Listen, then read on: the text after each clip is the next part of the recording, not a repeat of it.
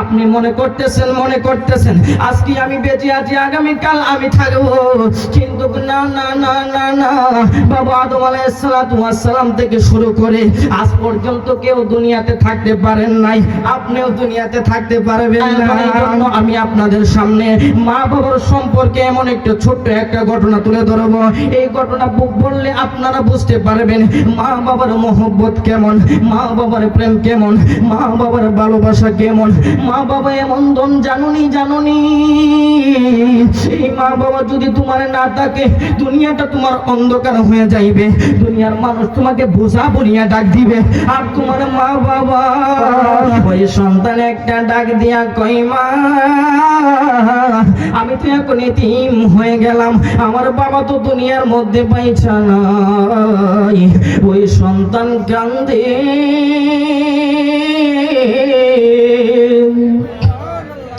ওই সন্তান কান্দে আর বলে, মা আমি তো এতিম হয়ে গেলাম, আমার বাবা ছিল কিন্তু আমার বাবাটা এখন জীবিত নাই। মান কানা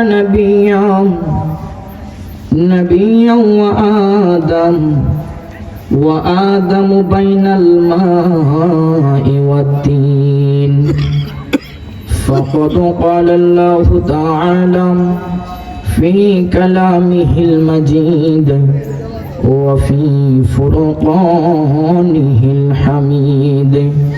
সকলে আমার সাথে সাথে পড়ুন, আউযু বিল্লাহি মিনাশ শাইতানির রাজীম, বিসমিল্লাহির রহমানির রহিম।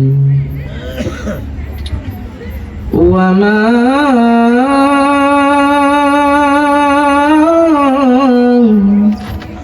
تدري نفس بأي أرض تموت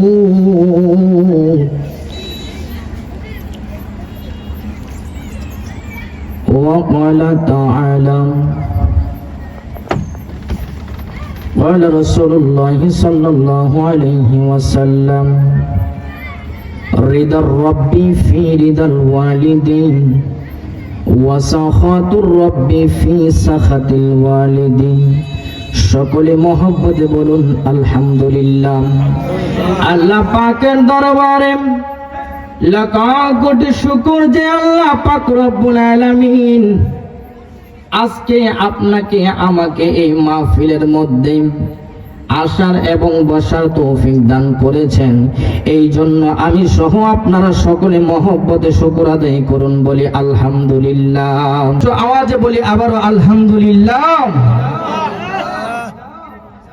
আরেকটু জোরে বললে খুশি হব, জোরে বলুন আলহামদুলিল্লাহ। আমি আপনাদের সামনে পবিত্র কুরআনুল কারীম থেকে এক টুকরো আয়াত তেলাওয়াত করেছি। আল্লাহ পাক রব্বুল আলামিন বলেন, আল্লাহু আকবার ওয়ালিল্লাহিল হামদু বিসমিল্লাহির রহমানির রহিম। ওয়া মা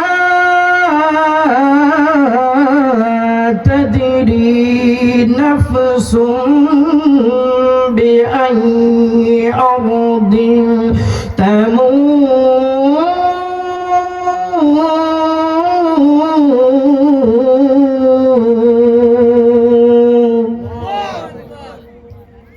আমার আল্লাহ পাক রব্বুল আলামিন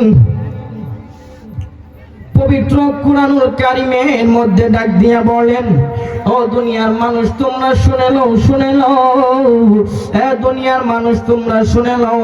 আমার আল্লাহ পাক রব্বুল আলামিন বলেন, ওয়া মা তাদরি নাফসুম বিআইয়ি আরদিন তামুত।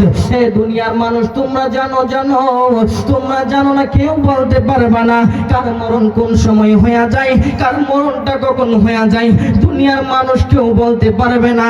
এই যে আজকে দেখা যাইতেছে বড় হাত কুবিলাম কবরস্থান পূর্বে পাড়া ডক্টর আব্দুল আব্দুল কাশেম বাদলের মা এবং বাবার জন্য, মা এবং বাবার মৃত্যুর বার্ষিকী, মা এবং বাবার জন্য এবং এলাকাবাসীদের মৃত্যুর রূহের মাগফিরাত কামনায় আজকের এই দোয়ার মাহফিল। ধরে বলুন সুবহানাল্লাহ। সাউন্ড একটু তুলে দেন।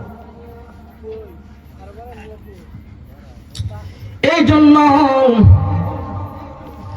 আজকে যেহেতু কবরবাসীদের রূহের মাগফিরাত কামনায় আজকের এই মাহফিল, এখনো সময় আছে আপনারা যারা মাহফিলের মধ্যে আসেন নাই, আপনারা এখনো সময় আছে আজকের এই মাহফিলের মধ্যে চলে আসুন।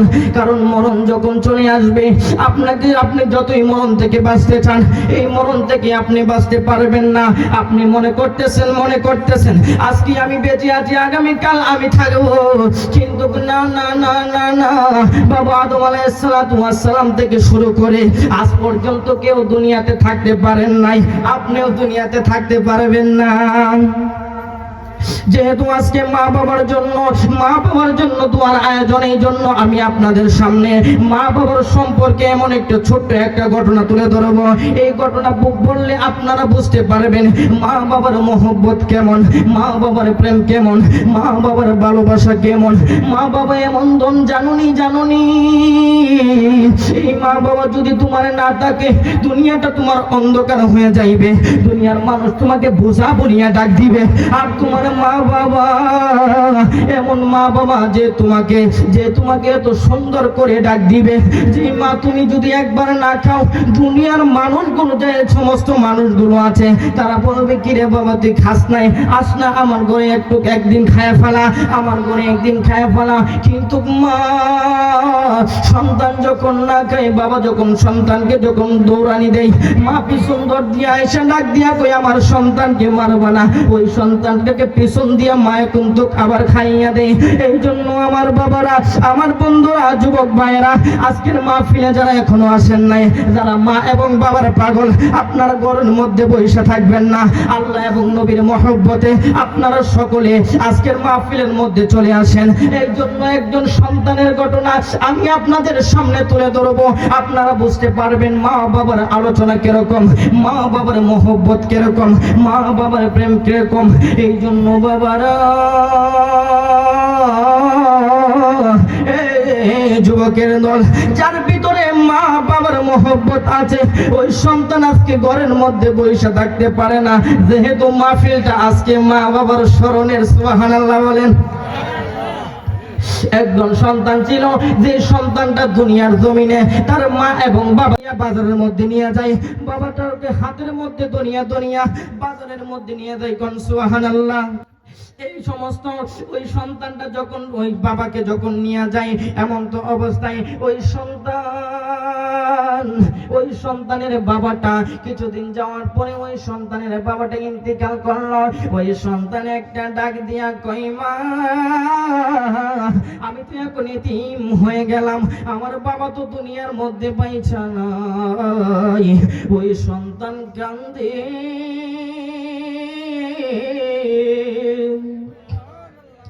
ওই সন্তান কান্দে আর বলে মা, আমি তো এতিম হয়ে গেলাম, আমার বাবা ছিল কিন্তু আমার বাবাটা এখন জীবিত নাই। ওই সন্তানটা কান্না করতে করতে যখন কান্না করে, মা ডাক দিয়া কয় সন্তান, তুমি যদি তোমার বাবার জন্য কান্না করো, এইভাবে কান্না তো পাইবা না। তুমি যাও হাতের মধ্যে একটা কোরআন নিয়ে তোমার বাবার কবরের মধ্যে চইলা যাও, যাইয়া তোমার বাবার জন্য দোয়া করো, তোমার বাবার জন্য দোয়া করো, তোমার বাবার জন্য দোয়া করতে থাকো। ওই সন্তানটা ডাক দিয়া কই মা, আমি সন্তান তো কোরআন পড়তে পারি না। মা ডাক দিয়া কই সন্তান, তুমি কোরআন তেলাওয়াত করতে পারো না, এই জন্য বলি কান্দো। ওই সন্তান কোরআন তেলাওয়াত করতে পারে না। মা একটা ডাক দিয়া কই সন্তান, তুমি কি কোরআন তেলাওয়াত শিখবানি? ওই সন্তান একটা ডাক দিয়া কই মা, আমি সন্তান কোরআন তেলাওয়াত শিখতে চাই, সুবহানাল্লাহ।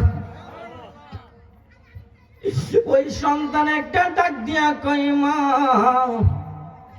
আপনি আমার কোরআন শিক্ষা করাইবেন।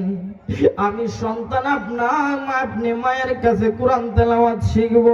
ওই সন্তানের মা ডাক দিয়া কই, বাবা রে, তুমি যদি কোরআন তেলাওয়াত শিখতে চাও তুমি পুকুর থেকে ওযু কইরা আসো।